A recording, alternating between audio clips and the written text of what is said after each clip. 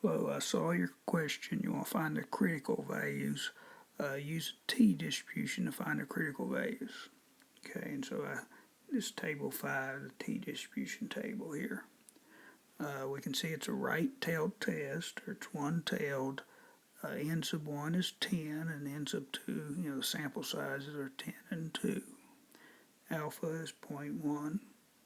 Find a critical value. Assume the population variances are equal. Well, the degrees of freedom, if the population variances are equal, are N1 plus N2 minus 2. So here's N1 and N2, so 10 plus 2 minus 2 is 10. So the degrees of freedom are 10. It's one-tailed, and we have 0.1 for alpha. So degrees of freedom are in this column, so that's 10. It's one-tailed, and alpha is 0.1, so that's this column. And so 1.372, is the correct answer here. Now we want to find the degrees of freedom and assume the variances are not equal. Well, that's part B here. The formula is it's N1 minus 1 or N-2 minus 1.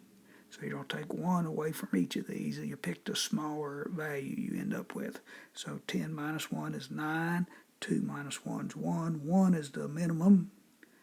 So you use 1 degree of freedom with alpha 0.1. So 1 degree of freedom with alpha is 0.1, one-tailed. So it's 3.078.